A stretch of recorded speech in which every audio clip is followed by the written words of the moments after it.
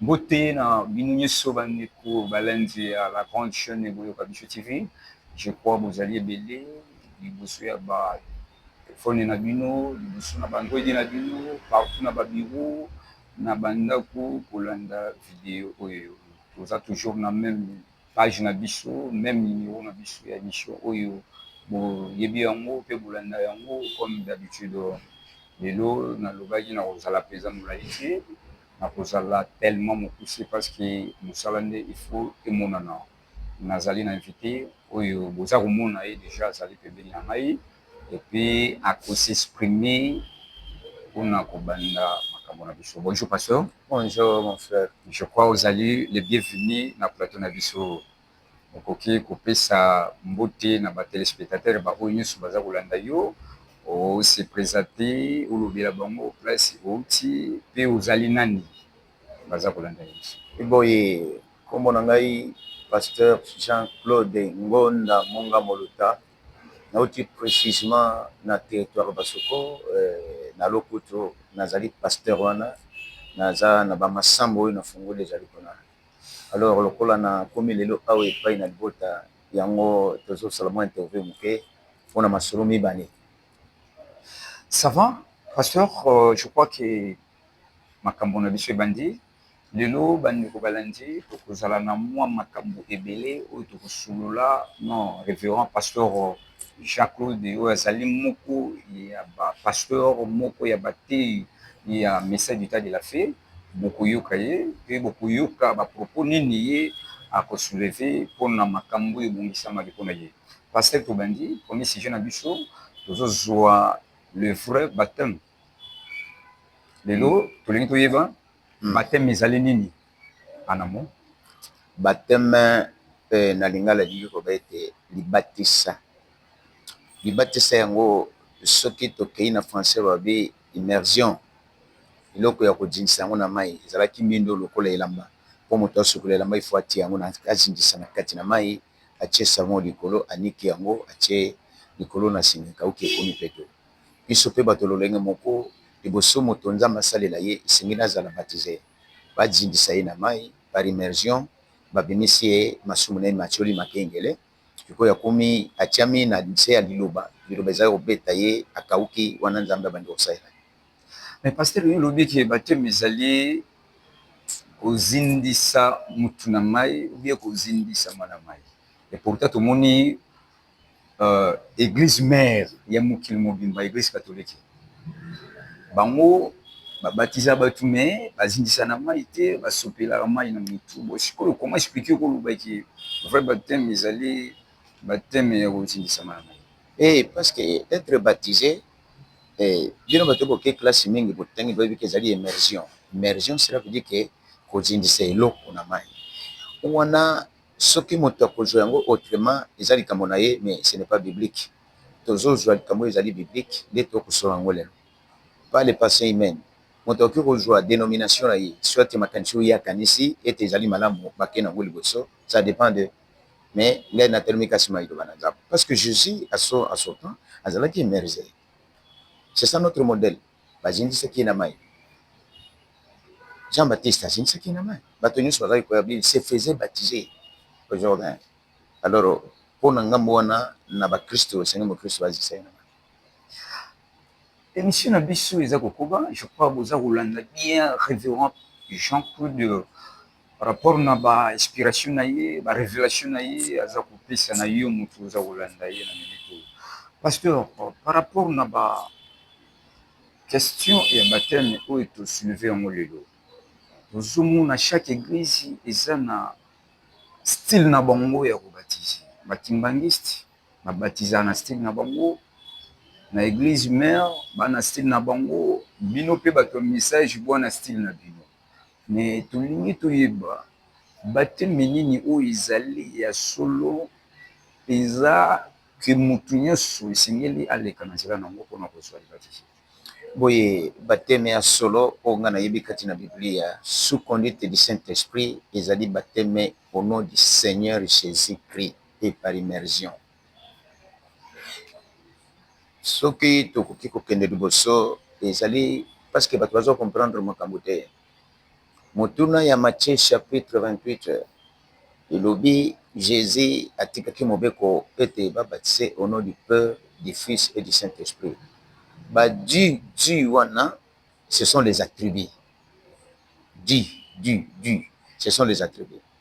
Alors, Nzambe, tango azalaki tata mokeli, azalaki komona na te. Bible elobi na Genèse que l'esprit de Dieu s'est mouvé au-dessus des autres. Tango wana azwaki kombo ya kokumisama te. Po abiangama tata il faut mwana azala. Po mwana pe abengama mwana il faut papa ne azala. Alors, soki totali na mokanda na Isaïe chapitre na yango, Isaïe chapitre 26 verset 21, Bible elobi, car voici l'Éternel sort de sa demeure pour punir les crimes des habitants de la terre, et la terre mettra les sans nid, elle ne couvrira plus le maître. Nzambe wana atikaki lola tata, quand il a créé abiangamaki tata. Musikuyu po abiangama mwana il faut akita po abiangama sauveur. C'est pourquoi tu bengi peur le créateur, fils, le sauveur. Ni bingami Père, Fils, Saint-Esprit, dit. Ce sont les attributs d'une même seule personne. Les attributs. Et puis, si manayangu, ce qui te dit que soso na Esaïe 9:5, ne te kouzwa likamo soso. Esaïe 9:5. Obi, car Esaïe 9, chapitre 9, verset 5.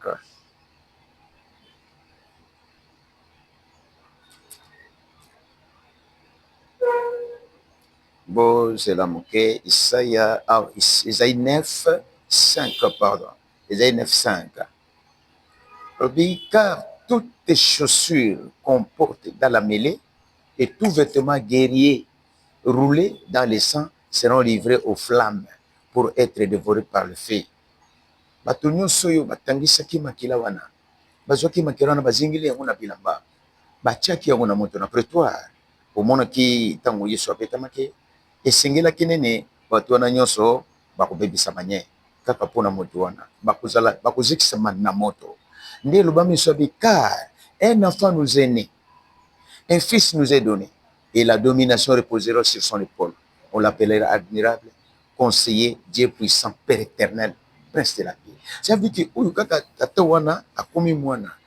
Soki tokei na halo, Elohim, il vivait de sa manière. Alors, tango alingaki a se dissoudre akoma mwana, a se divisaki, halo wana ekamonaki ekomaki ya eteni ya moki ezalaki kodenda liboso na ye tata boye.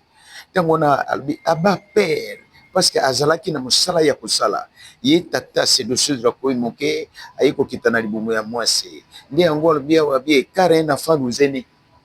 Quel enfant? Mwana wana botamaki. Un fils nous est donné. Et la domination reposera sur nos épaules. On l'appellera admirable, conseiller, Dieu puissant, Père éternel, prince de la paix.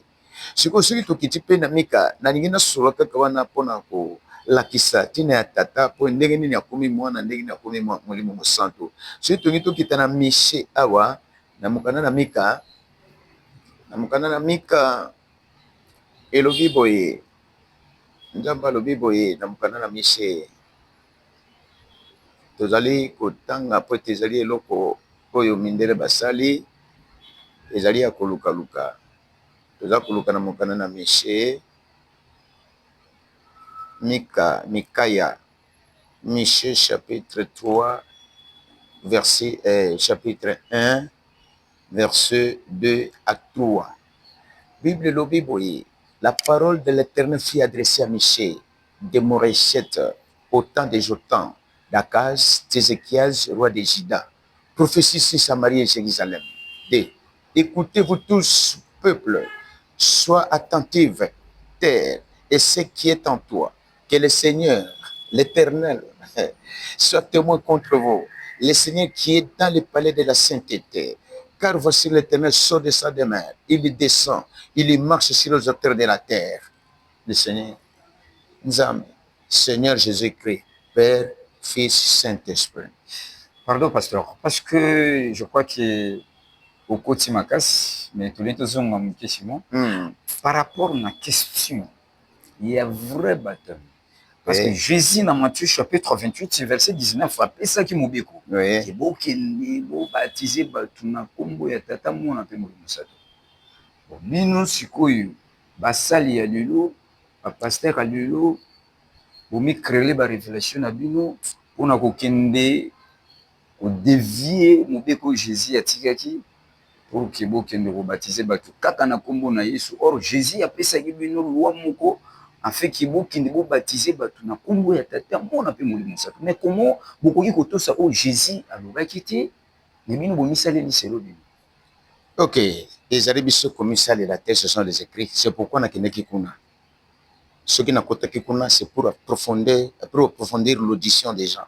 Pour moto comprendre pas Yesu kasi azali tatate baba tsana pour nene ni mwana nde nakendeki kuna. Alors tokita na Matthieu chapitre 28 verset 19 alobi allez faites de toutes les nations des disciples, les baptisant au nom du Père, du Fils et du Saint-Esprit.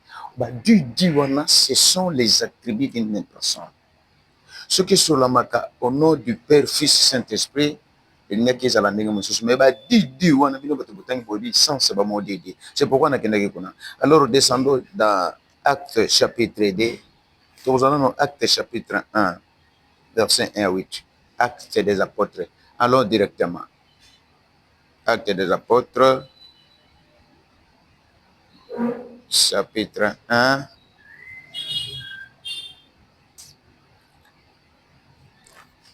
verset 1 à 8. Alors, Théophile, j'ai parlé dans mon premier livre de tout ce que Jésus a commencé de faire et d'enseigner dès le commencement, jusqu'au jour où il fut enlevé au ciel, après avoir donné ses ordres par le Saint-Esprit aux apôtres qu'il avait choisis. Après qu'il eut souffert, il est apparu vivant et leur en donnant plusieurs preuves, se montrant à eux pendant 40 jours et parlant des choses qui concernent le royaume de Dieu. Comme il s'est trouvé avec eux, il leur recommanda de ne pas s'éloigner de Jérusalem, mais d'entendre ce que le Père avait promis, ce que je vous ai annoncé, leur dit-il. Car Jean a baptisé d'eau, mais vous, dans peu de jours, vous serez baptisés du Saint-Esprit. Alors les apôtres réunis lui demandèrent, Seigneur, est-ce à 5 ans que tu rétabliras le royaume d'Israël? Il répondit, ce n'est pas à vous de connaître le temps et le moment que le Père a fixé de sa propre autorité. Mais vous recevrez une puissance, le Saint-Esprit survenant sur vous, et vous serez mes témoins à Jérusalem et dans toute la Judée, dans la Samarie et jusqu'aux extrémités de la terre. C'était ça la commission du Seigneur Jésus pour ses apôtres qu'il avait choisis. Ça va, émission Isaac Okoba, pasteur Likamboyo, Seigneur de la prudence, parce que le débat est allé. Est-ce que pour nous résoudre mon yasiko, le Seigneur a monté une fois au baptême? C'est vrai. Comment? C'est vrai, parce que ce qui est total dans Galates chapitre 3, Galates chapitre 3, verset 23-29. Galates 3, tutangi na komona Jésus Christ, na pesa version moko. Avant que la foi vint, nous étions enfermés sous la garde de la loi, en vue de la foi qui devait être révélée. Ainsi, la loi a été comme un pédagogue pour nous conduire à Christ, afin que nous fussions justifiés par la foi. La foi étant venue, nous ne sommes plus sous ces pédagogues, car vous êtes tous fils de Dieu par la foi en Jésus-Christ. Vous tous qui avez été baptisés en Christ, vous avez revêtu Christ. Il n'y a plus juif ni grec, il n'y a plus ni esclave ni libre, mais il n'y a plus ni homme ni femme, car tous vous êtes un en Jésus-Christ. Et si vous êtes en Christ, vous êtes donc la possession d'Abraham, héritier selon la promesse. Il faut, vous tous qui avez été baptisés en Christ, tout homme qui a été baptisé en Christ a eu accès Yakobi Kaliloba pour être akende komona nzambe, parce que dans le baptême il y a le pardon du péché, il y a le remplissage du Saint-Esprit à l'intérieur. Wana nde soki tokozonga lisusu na acte des apôtres tokoki komona yango. Ce qui est dans Actes des Apôtres. Chapitre 2, verset 36 à 40. Ce qui est conformément à en sorte que, est-ce que ce qui est c'était ça la question. Et la réponse était sur la Bible. C'est ça ma réponse à moi. Que vous tous qui avez été baptisés en Christ, vous avez revêtu Christ. Pasteur Toki, toujours la même question. Mais c'est relou que si pour un toit bon moyen c'est quoi essayer aller kananzela les bâtisser. Maintenant bateau yo babika ki na tango ya kala na Ancien Testament oyo bazwa ki même tate ya kozala baptisé au nom du Seigneur Jésus, mais néanmoins bazalaki sauvé, néanmoins babengamaki na bango pe basaint. Et puis na zui deuxième exemple, il y a brigand wana na ikulusu elongo na Jésus oyo azwaki même libaptisité, mais au même moment akufi na Jésus pe akoti na paradis. Ok, c'est ça. Question yo, les questions après le Saint-Esprit sur les actes des apôtres. Nalingaki mpe napesa version mosusu kaka ndenge osolo wana mpona moto oyo azalaki sauvé na inclusion. C'était une grâce étonnante.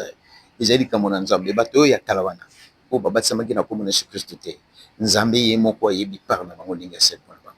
Mais après le Saint-Esprit, parce que frère Branham, nous vivons dans la dispensation du Saint-Esprit.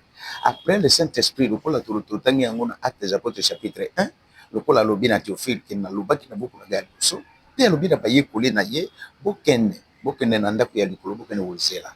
Les kabo ya molimo musantu, tant molimo musantu akoya akola kisabino makambo nyonso bokoki kosala.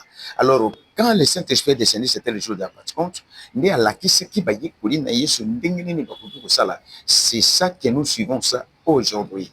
Bato na liboso bazaki na ngoma pango, lokola moto na nekulusu, tango andimaki kaka ete ndazali a confessé ta faute na ye, azwaki grâce na nekulusu. C'est ça. Merci beaucoup. Nafesi Ngoti pendant mon cordon Junior Mundele, le patron de l'Asbel, les amis des pauvres ici à Kinshasa, Meyo, en Portugal. Merci aussi à mon vieux Jean Boakoui. Mokolomolam Sikazali, pasteur tout ça kokoba na émission de show. Alors pourquoi bino bo batisaka bana mikete? Merci Jésus. Ce qui te batisaka bana mikete, ils allaient moi na yebi likabote. On baptise quelqu'un oyo ayebi déjà kokabula mabe na malamu. Omoni tango liboso na Yesu, tango bayaki na ye epai na Simeon. Po ezali na tango na kala.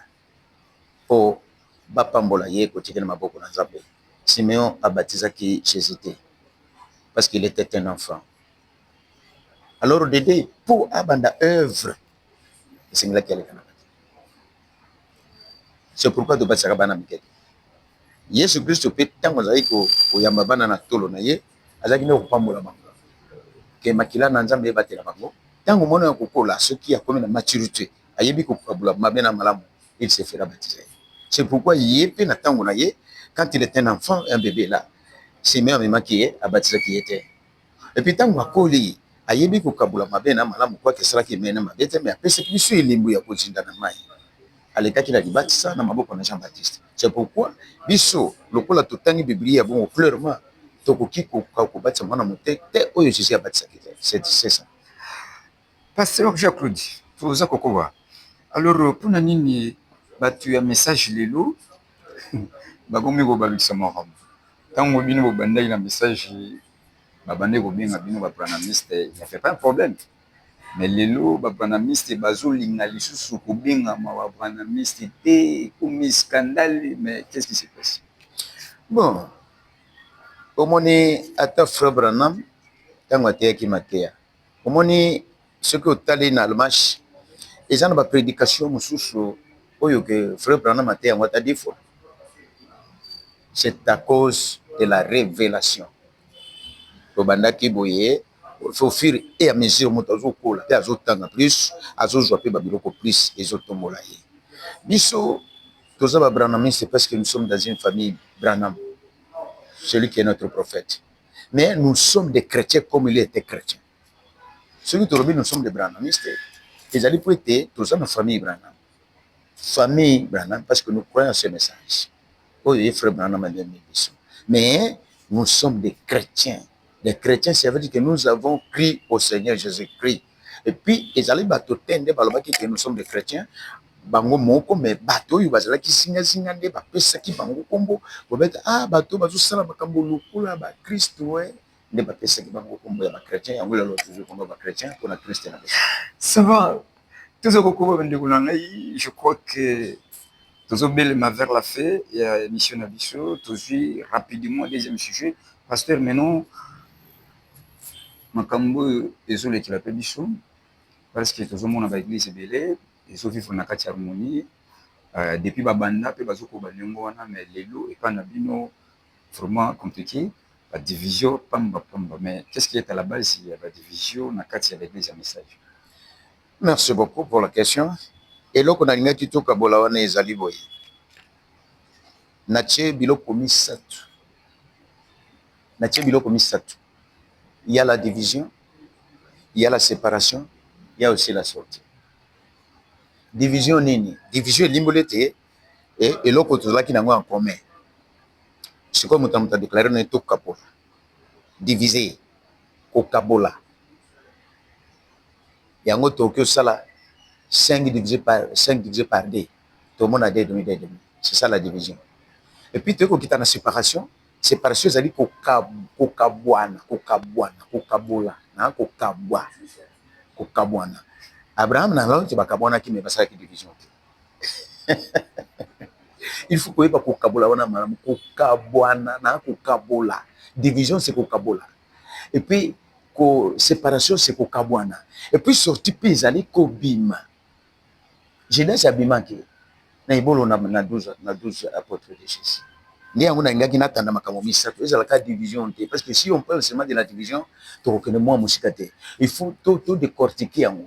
Alors sikoyo division c'est totalement na JD chapitre 1 verset 17 à 19 par autant ngamo c'est parce que le temps nous presse.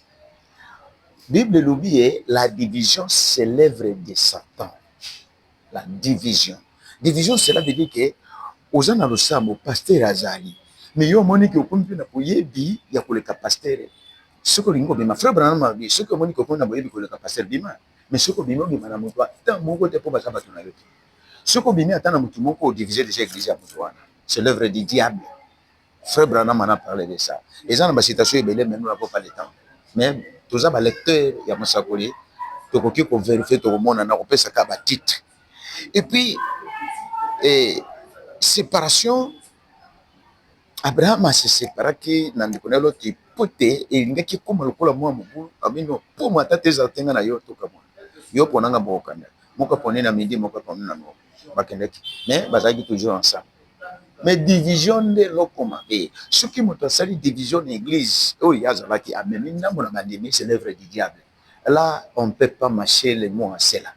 Mais tout le monde lelo na kati ya Congo na kati ya Kinshasa tout le monde oui et mon ami c'est l'œuvre du diable lelo bobandi bien melobi ake ya fungoli mbala moko asali pe campagne oui c'est l'œuvre du diable frère Branham alobi na jour de victoire alobi kuna na kati alobi une église commence par évangélisation une église être soutenue par l'église mère d'où tu viens. Quand vous sentez que chaleur les a dit, oui, si pasteur Nayo, je me sens chaud. Alors, pasteur Nayo, homme de Dieu, a dit, qui s'est nous balancé, tout y est pour la décamouille, pas bon délit, si mon accommode de la bobimi ensemble, vos sales campagnes. Ceux qui disent, mon ami, c'est le pasteur là, n'y a aucun autre chiaï. Hein, au comme pasteur n'a commis une songolo. Alors, au quartier général, il n'allait pas y ce qui m'a bien à la qui pasteur n'a été c'est l'œuvre du diable. À tout prospéro qui est c'est l'œuvre du diable. Tout est bien aux alatés, mais nous connaissons que c'est l'œuvre du diable, la division. Pasteur, Bichot, ça qu'on belle ma la fin, parce que ma cambo n'est pas ça la malelo et belé, bon, ils ont comme ça Bichot va chercher. Parce que Bichot tout à la bino n'est pas marché, harmonie et qu'on la pour un temps, mais pour un temps, Bocabon est toujours. Alors on se pose des questions. Nini eza kolekana maintenant propos na yo ezali ni pona bato yo baza wena ba esprit wana ya kokabola masanga mais propos nini yo soulever bon na ganesi na sola ke pour na makambo misato mais tobeti 7 mingi pour na division.